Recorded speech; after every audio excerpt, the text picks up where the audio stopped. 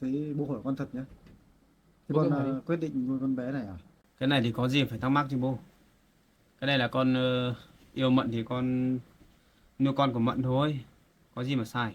Con chuẩn bị sang tháng tới là chuẩn bị tổ chức đám cưới đây. Đấy, cho nên là bây giờ bố đừng nói gì thêm nhá, đừng phản đối gì nhá.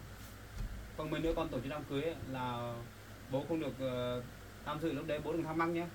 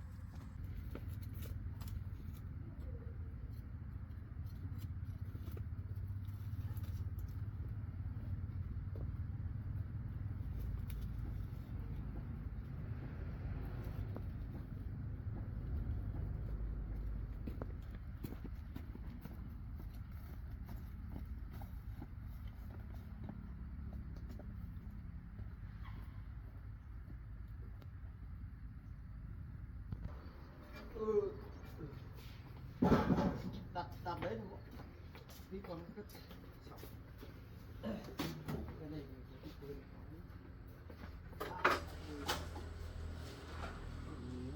3 cân 130.000.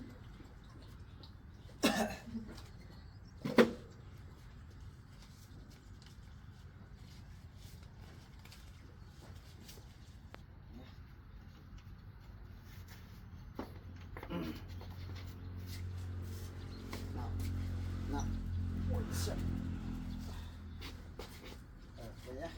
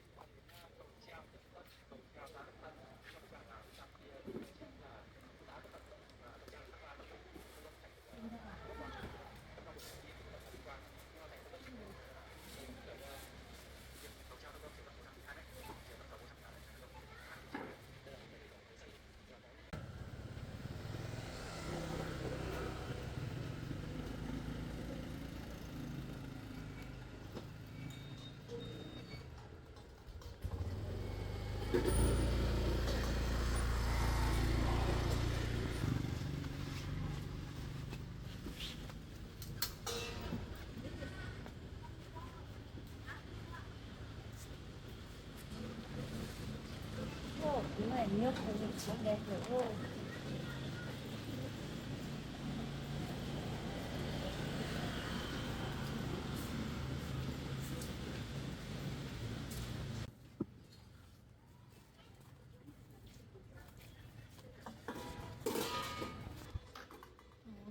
Sớm ơi, Ừ? sáng nay anh bảo chị cắt áo với quần cho em không? Tí cắt. Chiều cắt cho em nhé. Đang bận một tí hôm nay ấy. À, mỗi cả quần cả áo cắt 6 phần hết nhé chị nhé. Quần áo thể dục với lại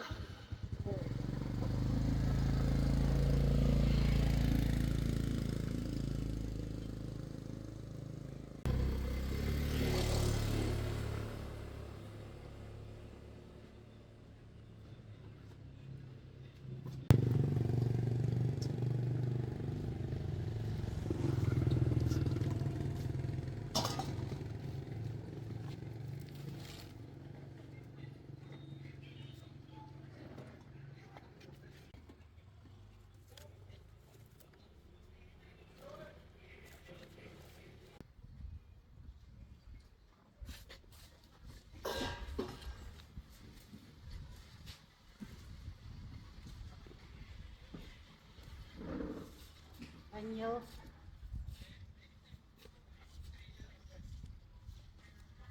Trăm ạ.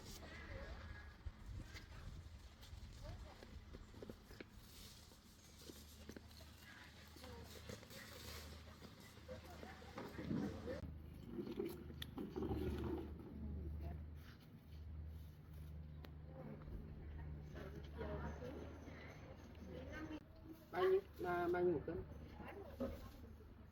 Bao nhiêu?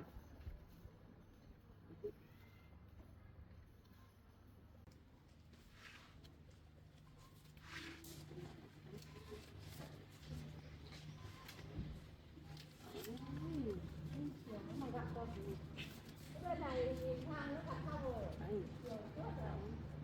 Bên này máy nó cứ đặt.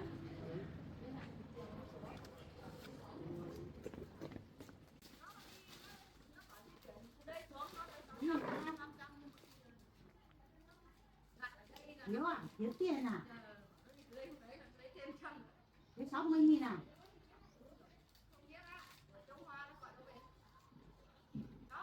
Tưởng là 10.000 một cân. Cắt đi. Ô. Trả đủ nhá. Tí nữa có tiền đòi nhá.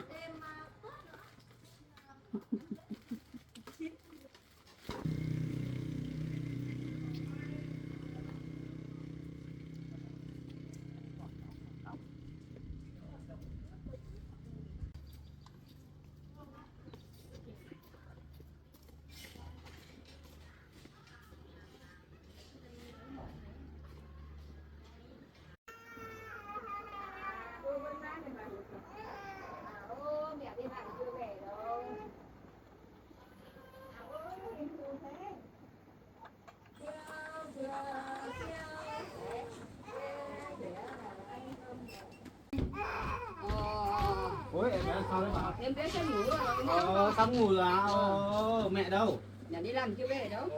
Mẹ đi làm chưa về là bố chưa này, bố đuổi em ngủ nhá. Bố chưa. Bố để em ngủ. Bố chưa. Ngủ nhá. Được rồi. Bố chưa. Thì con giống mẹ. Mẹ thương con. Thì con giống ba.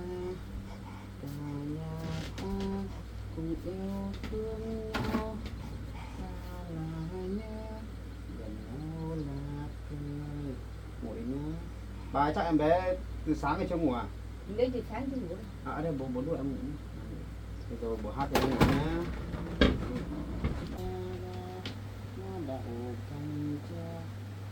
Không hỏi lại biết đi đường nào. Khi đi anh hỏi. Khi về anh chào. Nguyện em chung chiếc mẹ có yêu không nào.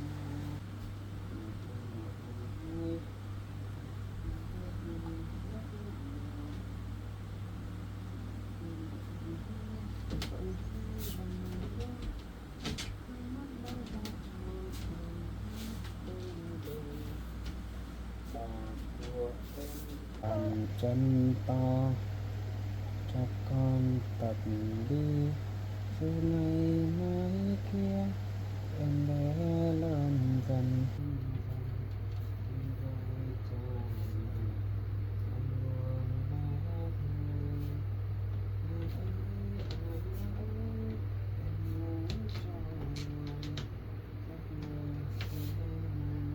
Ai lấy ngủ chưa? Ai? Em lấy ngủ chưa?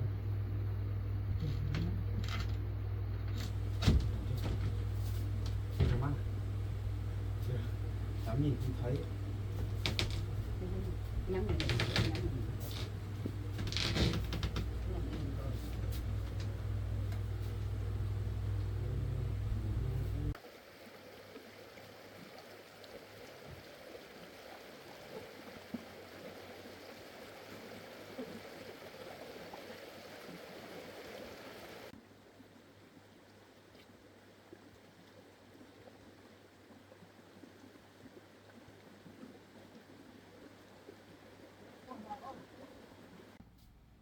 Con ở nhà không?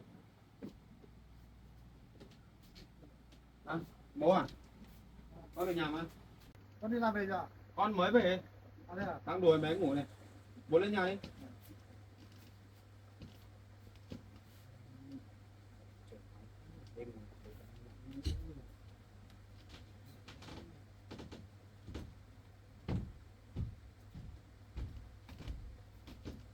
Các bạn nhá. Em bé ngủ à? Em bé ngủ. Con vừa đi làm về nhà thấy em bé khóc với bà. Con tưởng là Mận ở nhà chứ mà Mận đi làm chưa về. Chắc là buồn ngủ không phải ốm đấy chứ. Không, ngủ với con. Vâng. Ngoan quá nè. Chắc là buồn ngủ yếu một tí thôi. Ngoan đấy nhá. Thế lần nào cũng lại đợi bố về cơ nhỉ. Bố về du em ấy ngủ nhỉ. Không có mẹ là bố du được ngủ ngay. Ngủ ngoan nhá.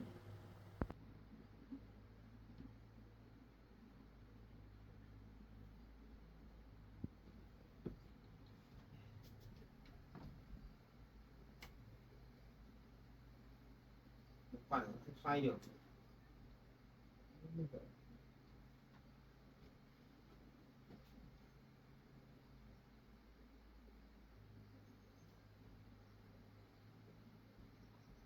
Chẳng biết là Mận đi làm gì chưa thấy về bạn nhỉ? Mận lại đi làm hàng. lại đi kiếm hàng bán à? Bật sóng rồi. Bố lên chơi hay lên có việc gì đấy?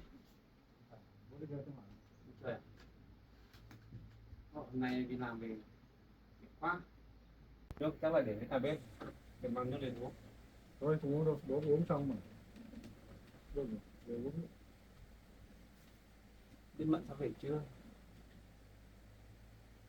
Thôi đừng con có một tí việc thôi. Việc gì? Thế bố hỏi con thật nhé. Thế Bố con cứ hỏi đi. quyết định nuôi con bé này à? Sao bố lại hỏi thế? Bố cũng có một cái điều nó thắc mắc một chút thôi. Cái này thì có gì phải thắc mắc chứ bố. Cái này là con yêu Mận thì con nuôi con của Mận thôi. Có gì mà sai. Này bố lên bố hỏi câu lạ thế. Bố được gặp bà của đứa cháu bé này rồi. Nghĩa là mẹ của Tim mẹ của Tim đấy á. Sao lại tìm con? Mình làm sao có vấn đề gì? Bố thì áy náy rồi là sao là bà đi lên nhận mà. Cháu bé này là cháu của bà đấy. Thì bác đấy là bà của cháu bé thật. Nhưng mà sao bố lại hỏi thế, con thấy lạ lắm nhá. Hay là bố lại nghe bác ấy xúi giục gì rồi? Sao tự nhiên lại mày hỏi con thế? Bố thì lạ thế bố hỏi thì cả con bé bụng của bé mà. Thế có thấy bà đi nuôi lần nào đâu. Bà đấy chắc chắn là không được nuôi rồi, bà đấy là bố đều không biết đâu, bà đấy mới về thôi, mới về tìm con trai ấy, bây giờ tìm Tim ấy, Tim giờ nó đang ở trong đấy rồi, không ra được, chưa được thả đâu. Thế bà ấy về tìm, xong là phát hiện ra con mình có đứa con riêng, xong là đấy mới về đây đây, mấy cái chuyện nọ con định nói cho bố biết đi, đấy, chưa được nói cho bố biết, đấy chuyện là như thế đấy. Là cái chuyện lằng nhằng đấy à? Bà đấy lúc nào chẳng về đây đòi cháu. Hôm qua hay hôm nay nhỉ, bà ấy hình như là hôm con nói chuyện với bố này, sáng nay nhỉ. Sao lại cứ được bà lên?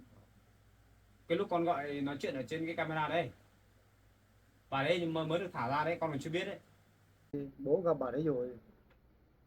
Bà đấy bảo là đi giữ tạm thời một thời gian ngắn thôi. Thì bà là ra thôi.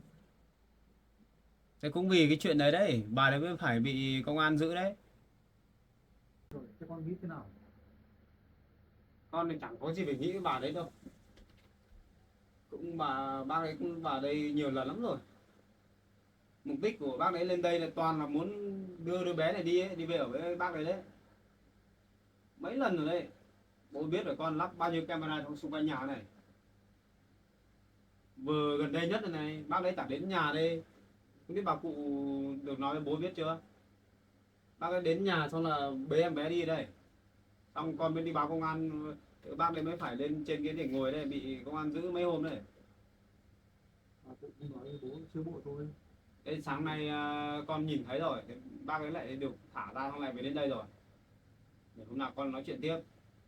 Sáng nay bà Chuyện này chắc chưa xong rồi đâu. Sáng nay bà với mẹ bọn lên đây mà. Cũng có bố ở đây luôn đấy. Nhà cửa con bây giờ con phải chuẩn bị để sửa lại cái hàng rào cái cổng nhà, chìa khóa kia con phải làm thật chắc vào. Bận quá có thời gian để làm này. Thế con lại phải cảnh giác bà đấy phải không? Có chứ, phải đề phòng đấy. Bây giờ bác đấy mà cứ lên nhiều á, đợt này nữa là bên công an là không tha đâu. Con chỉ cần trình báo cái nữa là cho luôn lên trên đấy, ăn cơm trên đấy luôn đấy. Con ạ, bố thấy con nuôi đứa bé của con của người khác thì con không thấy vất vả thế nào à? Sao thế? Sao bố lại hỏi cái câu khó trả lời thế? Bố không biết là con lấy Mận à? Con phải có trách nhiệm nuôi con của Mận chứ. Thế bố nói thế ý là bố không không thích con nuôi con của người khác à? Bố không biết đâu mà bố không nhất trí mấy đâu.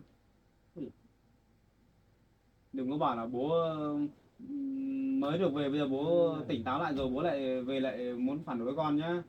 Với lại nuôi Con không đồng ý đâu. nuôi con người khác bố thấy vô lý lắm.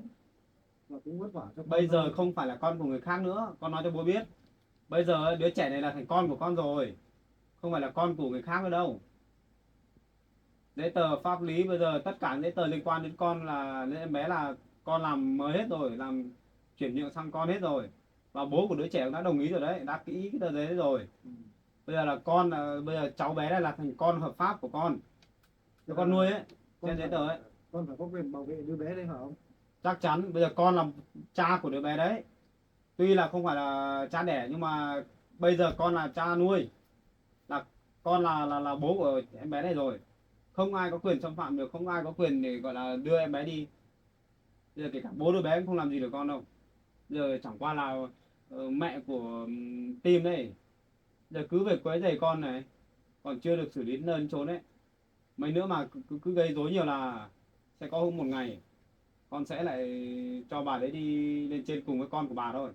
Cảnh cáo cái bác kia nhiều lần lắm rồi đấy, không phải mỗi lần vừa rồi đó đâu, bao nhiêu lần đột nhập vào nhà con rồi.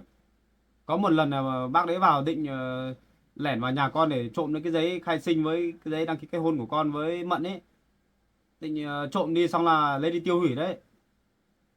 Nhưng mà bác đấy không lấy được đâu, con để ở ngoài chỗ làm việc cái hết rồi, không bao giờ giấy tờ con để nhà, kể cả tiền bạc cũng không để nhà luôn. Tinh thần thế này con ạ. Bố thấy con thì cũng là một cán bộ, là một cơ quan, là bác sĩ nữa, mà con lại nuôi con vì người khác. Bố sợ thì bạn bè của con đấy mà biết thì chắc họ cũng chê cười con đấy. Mà theo bố thì bố cũng không nhất trí quan điểm của con đâu, nên con tự nghĩ lại xem. Trời ơi, giờ này bố còn lo cho con những cái chuyện nọ chuyện kia nữa, bạn với chẳng bè. Giờ này con lớn rồi, con trưởng thành rồi, con yêu ai con lấy ai, bạn bè con sao nói con được. Bạn bè con có sống cho con đâu mà dám nói con thế. Con có cuộc sống riêng của con chứ, bạn là bạn, bè là bè chứ. Ai chơi được với con thì chơi, cho đừng thôi, con không cần. Con thì có mái ấp gia đình riêng, con lo cho cuộc sống con, gia đình con chưa được, lo gì bạn bè đấy người ta chê cười. Con quan tâm vấn đề đâu, cuộc sống con chọn là con đã chọn thì bố cũng không cản được con.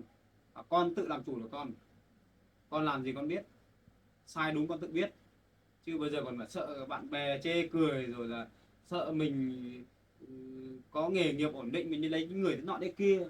Đấy là người ngoài người ta nghĩ vậy thôi, còn con quan điểm con dứt khoát là con không bao giờ con xấu hổ. Con là con không bao giờ con sợ người ta cười con đâu. Chỉ có người ta xấu hổ vì con, chứ không bao giờ con ngại những người khác. Không bao giờ con mà nó ngại, con không bao giờ con đã chọn con đường này, không bao giờ con chọn là Mận để yêu đâu. Con biết ở ngoài kia đầy người xinh đẹp, con không cần.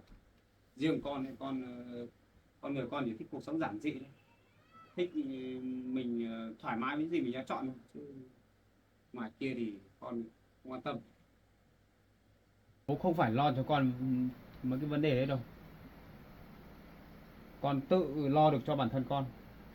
Còn bố nhá, con nói thật đấy, bố mà bây giờ bố mà còn phải là có ý định là phản đối con là không được nhá. Con không nhất trí rồi đấy. Nghe có vẻ là bố đang muốn khuyên bảo con để rời bỏ Mận à, phải không? Hay là thế nào? Đâu, bố cũng không nghĩ thế đâu. Chẳng qua là bố thấy vô lý ở chỗ là con đã nuôi con người khác. Thế bây giờ thì còn non con trẻ, sợ về sau này có tuổi rồi nghĩ là ân hận thôi. Bố nói thế là con đã biết rồi. Thế chứng tỏ là bố vẫn không thích con ở với Mận, không thích con nuôi con người khác đúng không? Đúng không? Chắc chắn là bố đã nghĩ như vậy rồi. Con xin thưa bố một lần nữa nhá. Nếu mà bố thắc mắc vấn đề đấy, con nói thẳng. Con sẽ dứt khoát là con sẽ chọn Mận, và con sẽ chỉ yêu Mận thôi. Và con sẽ nuôi con của Mận, coi con của Mận như con của con luôn. Con sẽ không bao giờ phân biệt gì cả. Và ai nói gì thì nói, kể cả bố. Mẹ của con nhá, lên đây nhá, không bao giờ mẹ nói một câu nào gọi là phản đối nhá. Mẹ con mới gặp Mận lần đầu tiên ấy, mẹ đã thích rồi. Bây giờ con cũng đã xin phép bên bố của Mận rồi. Bọn con chuẩn bị sang tháng tới là chuẩn bị tổ chức đám cưới đây. Đấy, cho nên là bây giờ bố đừng nói gì thêm nhá, đừng phản đối gì nhá. Không mấy nữa con tổ chức đám cưới ấy, là bố không được tham dự lúc đấy, bố đừng thắc mắc nhé. Con nói thật đấy. Bố đừng có nghe người ngoài xúi giục nhá, nói trước đấy nhá. Xúi giục linh tinh là đến lúc bố tự đánh mất con đấy. Hay là bố lại nghe lời cái bác kia xúi giục rồi. Con nói cho bố nhá, bố phải cảnh giác với người ngoài, đặc biệt là cái bác kia nhá. Cái bác kia là bây giờ hình như là chắc mới biết bố đấy. Khéo mấy nữa là bà ấy lại dụ dỗ bố là cho bố về gài con, xong là chia cách con với Mận ra là không được đâu nhá. Con nói thẳng nói thật luôn đấy, đừng bao giờ nghe cái bác đấy nhá, sẽ không tốt đâu. Con và con dứt khoát là con quan điểm của con là như thế. Không, bố không nghe ai đâu. Chẳng qua là bố thì nói thế thôi. Bố tự nói thế. Con là bố cũng lo vì lo cho con thôi chứ còn không phải lo cho ai đâu. Bố nghĩ con còn là trẻ con à? Bố biết con năm nay bao nhiêu tuổi được không? Mà giờ này bố còn phải lo cho con từng mét một này. Con mà tự lo cho con được, bố chỉ là bố của con, bố chỉ đứng ở ngoài xem cái nào con làm không đúng thì bố nói thôi, chứ đằng này con làm như vậy con không bao giờ sai. Bố phải hiểu như thế. Bố đừng có nghe người khác nói bậy nhá, được chưa? Thôi, bố cũng chịu con rồi, bố biết nói Ừ. gì. Bố chỉ việc thấy con như thế là được rồi, bố không được nói gì thêm nữa. Con đã chọn rồi. Bây giờ bố có thấy Mận không thấy tội nghiệp à? Không thấy đáng thương à? Con ấy con còn giúp bao nhiêu người còn khó khăn hơn con. Con với Mận ở vậy thôi, con không khá giả gì đâu, nhưng mà con rất hay đi giúp người khác. Con chẳng cần gì gọi là bao nhiêu thứ là tốt đẹp là mình ôm vào đâu, mình không thế đâu. Con thích chia sẻ với người khác. Có những gì con ví dụ con giúp được ai ấy, con giúp được thì con vẫn giúp. Chứ con không bao giờ con sân si, con thì sống thế này thế kia cả. Con sống giản dị vậy thôi, với Mận cả bà cụ thôi. Giản dị vậy thôi. Con chẳng quan trọng vấn đề gì gọi là quá mức đâu. Con thấy như thế là mới vui. Con nói với bố này, con là con thật ra là con cái trải nghiệm cuộc đời con thì chưa bằng bố được, nhưng mà con không dám là con gọi là dạy bố gì đâu. Nhưng mà con nói thật, con là con không sống hẻm hòi, con thích sống hòa nhã với mọi người thôi, sống tốt với mọi người. Cái nào mình giúp được thì mình giúp mọi người. Đấy là con thích như thế. Còn bố biết tại sao con chọn lên trên vùng quê mà ở không? Đấy, con thích cuộc sống như thế đấy, cho nên là con quyết là con đi theo Mận lên trên này. Đấy, còn vấn đề khác thì bố nghĩ nào thì nghĩ. Con thì con vẫn là con của bố thôi. Đấy, bố con mình vẫn là bố con. Nay con đã tìm được mẹ con rồi, bây giờ mẹ con còn gặp lại con, tìm lại con ấy, mẹ còn thương yêu con nhiều nữa, thì bây giờ bố cũng phải như mẹ chứ, thì con mới có động lực để làm những thứ con muốn chứ. Giờ bố lâu lâu cứ phải cản con này thì biết bao giờ con mới được hạnh phúc. Cái này mà để cho Mận nghe thấy á, Mận lại buồn đấy. Bố phải biết là con với mẹ rất là yêu thương bố. Chẳng qua là mẹ thì lại tại bố ngày xưa bố là bỏ mẹ đi thôi. Còn con ấy, con không bao giờ con làm gì gọi là quá với bố cả. Bố khó khăn nhá, bố xảy ra chuyện nọ chuyện kia nhá, con vẫn giúp sẵn sàng. Bố nhìn là bố biết rồi đúng không? Con thì rất là đàng hoàng, chứ con không bao giờ bảo là thấy bố thế này thế kia con không giúp đâu. Cả mẹ cũng vậy. Mẹ là một người phụ nữ rất là tuyệt vời. Chỉ tội mỗi bố. Bố là ngày xưa là hơi quá với mẹ. Con thì không biết chuyện ngày xưa thế nào. Đấy nhá, bây giờ bố mới gọi là qua một đợt gọi là khủng hoảng đi. Bây giờ bố mới gọi là bình phục lại. Bây giờ bố ổn định rồi, cho nên là bố thấy bọn con như vậy là bố phải ủng hộ con. Nghe chưa bố? Bố phải ủng hộ con đấy. Chứ bây giờ bố mà còn cản con nữa là con cũng không biết là bố như thế nào luôn. Con không biết hôm nay là bố lên đây gặp con là vì mục đích gì. Bố nói những cái câu đấy, ví dụ con nghe là con biết là bố khả năng là bố cũng không, vẫn chưa tán thành mấy vấn đề của con với Mận đúng không? Con hỏi thật đấy, phải không? Thì con là cái này thực ra mà nói bố chỉ thương con thì bố mới nói thế thôi. Còn Còn là sợ sau này lại con lại nhung nhằng không, bởi vì con đứa cháu bé này xong bắt đầu là con là trách bố. Không. Nó rất là khó ở chỗ đấy. con nói không là không. Không bao giờ con tranh bố. Và con hứa với bố, riêng đứa trẻ này con sẽ với Mận cùng nhau nuôi nấng đến khi trưởng thành. Yên tâm, bố không phải lo vấn đề đấy cả. Đấy là coi như là con ruột của con rồi. Con không bao giờ phân biệt gì, con không bao giờ con nghĩ là con không phải là con đẻ của con đâu. Không có. Bố yên tâm về vấn đề đấy. Và bố con sẽ không bao giờ con hối hận gì cả. Bố cứ ủng hộ con đi, xong là cho cuộc sống gia đình mình nó êm ấm là được rồi. Bây giờ bố cũng chẳng còn gì đúng không? Bố chẳng còn gì cả. Đấy cũng chỉ vì cái tính của bố thế. Bố đừng có sĩ quá với bạn bè của bố. cứ bình thường vậy thôi. Con cái mình là nhất, và con cũng vậy, bố mình cũng là nhất, cho nên là mình cứ sống hài hòa với nhau đi. Con làm gì thì bố chỉ ở ngoài xem thôi, chứ bố đừng có cản quá. Đôi lúc những cái mà ví dụ không không tốt cho con thì bố có thể nhắc nhở con thì được, nhưng mà giờ con lớn rồi chứ không phải con là trở lên ba nữa đâu mà bố cứ dẫn con đi chỗ này đi chỗ kia thì mới được, bố mới hài lòng.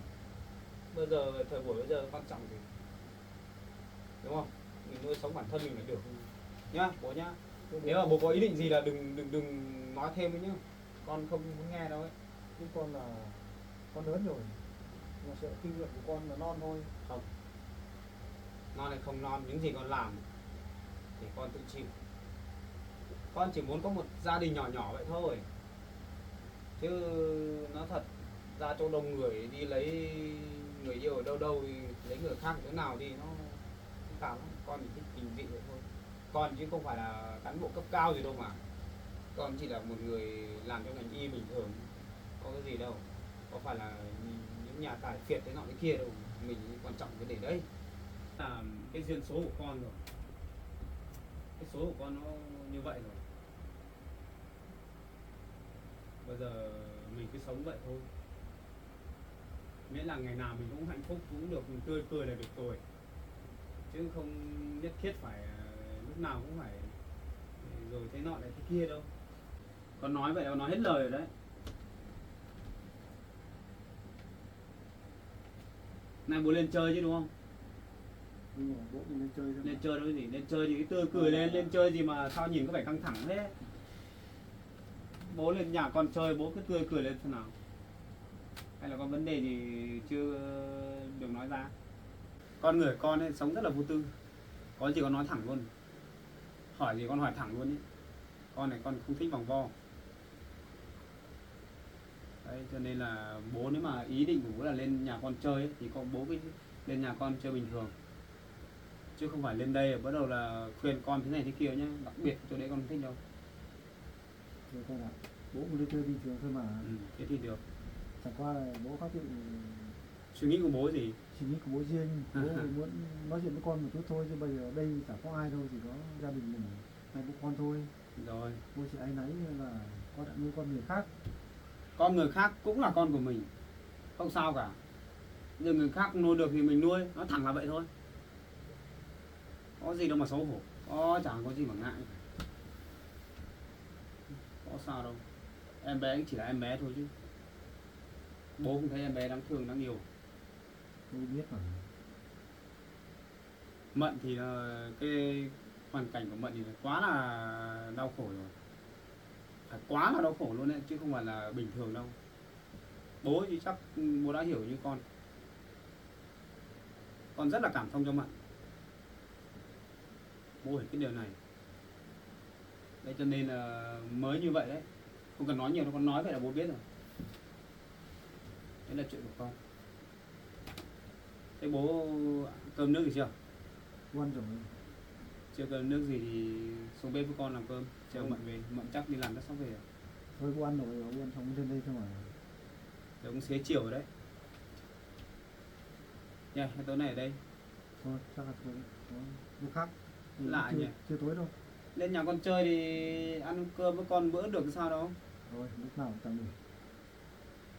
Lúc khác Nhìn vẻ mặt của bố chắc không đơn giản chỉ là lên đây chơi đâu, nhìn có vẻ trầm tư lắm.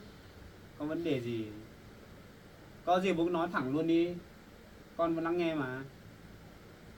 nói chung hôm nay bố lên đấy cũng vừa lên chơi là vừa có một ít chuyện đấy con ạ. Chuyện đó là chuyện của bố mẹ thôi. Bố cũng có một cái dây dứt. Cái chuyện Cái chuyện mà bố với mẹ gì, thế bố cứ nói thì nói luôn đi để con còn biết chứ. Đấy bố cũng nói luôn đấy.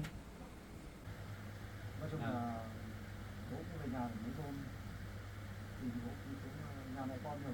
Xuống rồi gì, xuống cái đợt hôm nọ hôm trước là bố gọi cho con đúng không? À đúng rồi.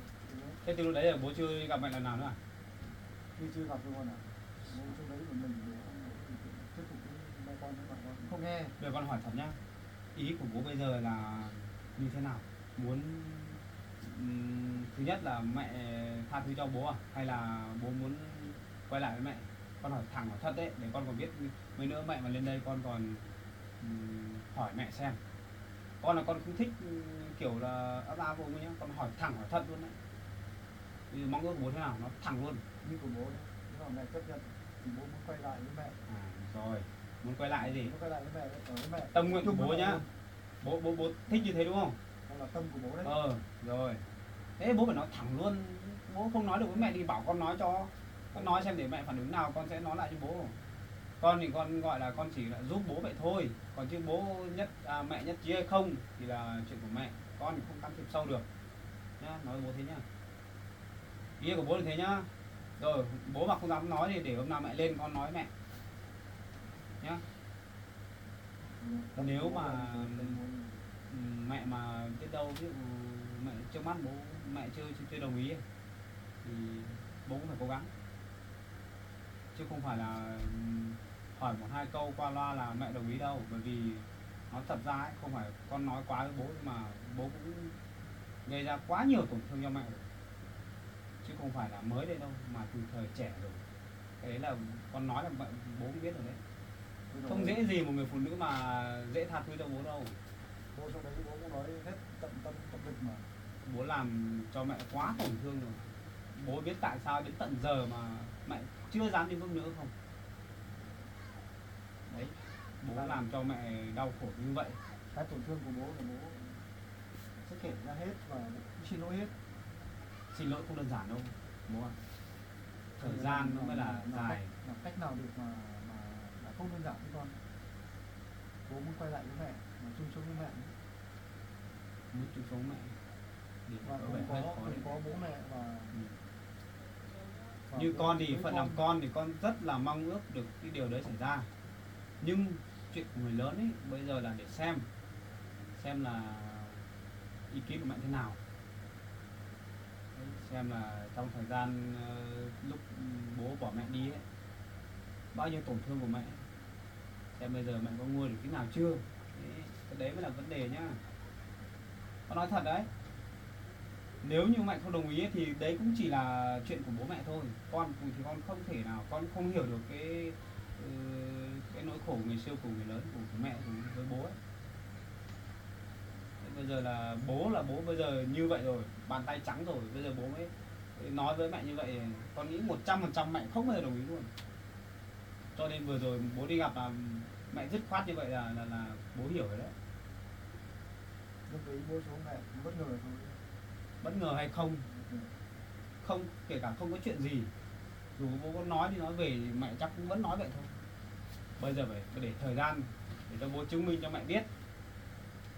Bây giờ về già rồi thì nói chung thì ai cũng muốn là tuổi già được an nhàn, không phải vướng bận gì với cái chuyện tình cảm thế này thế kia.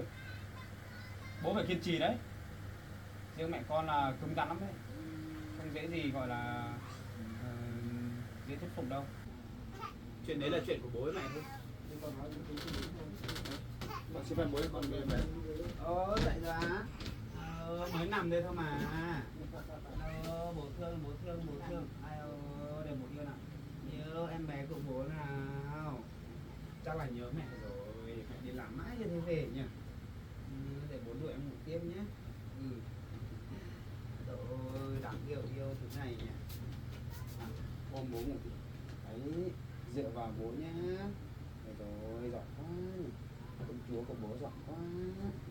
Thì nó dậy mắt sáng lên là bố dậy con múa nhá. Dậy em bé nhảy nhá. Úi giời, cầm Phong nhá. Cầm Phong nhá. Sao mà đi lâu thế nhỉ bà nhỉ? Nghĩ ra tối mình đi sớm đến tối mình chưa đi về. Lâu thế đi bán hàng ở đâu mà lâu vậy? Em bé còn hộp sữa nào nhỉ? Còn bên kia. Ở bên tường. Nào biết hộp sữa nhé. Hộp sữa vào mồm nhé. Hôm nào mẹ đến đây bố con cứ nói với mẹ bố câu xem là mẹ biết chi hay không. Thì bố bây giờ bố có lỗi mẹ rất nhiều với con. Thì bố xuống rồi nói chuyện với mẹ con rồi mẹ con 10 lần 100 lần không chấp nhận. Bố rất là khó nói. Rồi, vấn đề đấy thì khi nào có một thời gian thì bố chưa đến đây thật sự còn thêm nữa. Bây giờ cũng thời gian cũng xin phép bố về đây. Thế không định ở đây ở lại đây với con tí nào? Về chuyện đấy thì được rồi, con sẽ hộ bố nó giúp xem là thế nào. Vâng, con với bố. Bởi vì mẹ thì cũng bỏ con đi từ xưa cũng lâu lắm rồi. Lâu con Con mới được nhận lại mẹ gần đây thôi, chưa được lâu. Nên bây giờ mẹ cũng rất là thương con, cho nên chắc con nói thì khả năng mẹ cũng sẽ suy nghĩ lại thôi. Bởi vì con cũng đã từng nói mẹ rồi, mong ước của con ấy là bố với mẹ chung một nhà. Thì con cũng lập gia đình rồi thì cả nhà mình sống, ví dụ như sống cùng nhau này, yêu thương lẫn nhau, thế là mừng rồi. Còn nếu mà không được cũng không sao. Thì bố mẹ vẫn gọi là quan tâm nhau bình thường được mà, sao đâu nhé. Thế mai kia là mẹ lên thì con cùng nữa. Rồi Thì đúng chứ. rồi con sẽ hỏi. Không về nữa đấy nhá. Lại ông nhé, lại ông nhé, sao mà ngoan dữ. Bố về cẩn thận nhá.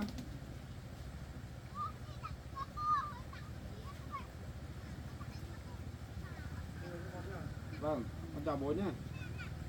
Chuyện đấy để hôm nào mẹ lên con nói với mẹ sau nhé. Nhớ chắc cùng bố nhá. Vâng, con biết rồi. Ngủ đi nhỉ, ngủ đi nhé, bố lại đuổi em ngủ nhé. Các bố nói chuyện to em tỉnh đúng không? Đi vào nhà, rồi cho em ngủ nhé.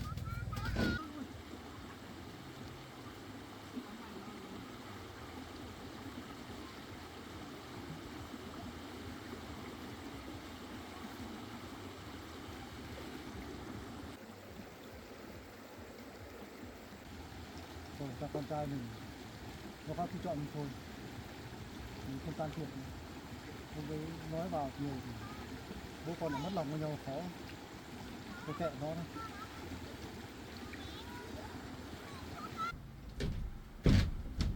Bé làm sao bà? Nhưng biết ra ứ hết người bà rồi. Đấy, ướt hết bà rồi à? Vâng. Thôi để bố xem nào. Bà đi thay quần áo đi bà. Vâng. Để bố xem nào. Để bố đi thay quần áo cho bé nhá. Tệ ướt hết bà á? Tệ cũng không biết à nhỉ? Nó ngủ say. Để bố đi thay quần áo nhá. Bố đi lấy quần áo thay cho bé nhá. Tệ ướt hết bà rồi. Đi lấy quần áo thay cho em bé nhá. Đi thay quần áo đi bà ơi. Vâng. Em bé tệ ướt hết bà rồi. Để bố thay quần áo nhá.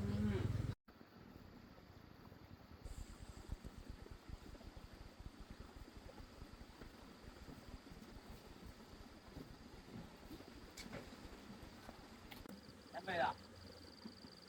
Hôm nay làm việc muộn đấy. Xa. Không tôi nhớ đi. Mãi anh mới về.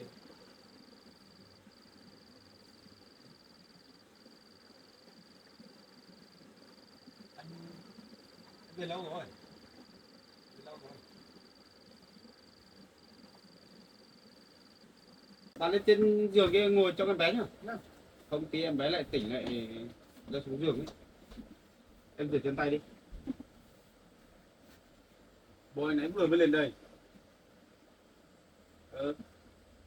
Ai ở nào hay là nghe lời nói bậy của cái bác kia mẹ của Tin ấy. Tự nhiên về đây hỏi anh bảo là lại nói như kiểu ngày trước ấy. Bảo là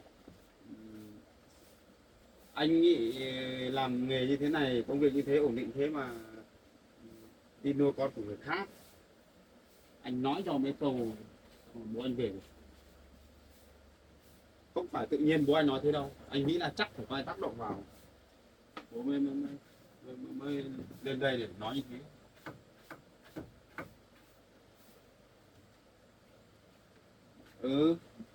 Bố bảo là đi yêu người, đi lấy người con riêng ấy, xong là đi nuôi con của người khác ấy, bảo là con không xấu hổ à. Thế nói cho khá lâu đấy. Bố đi về rồi.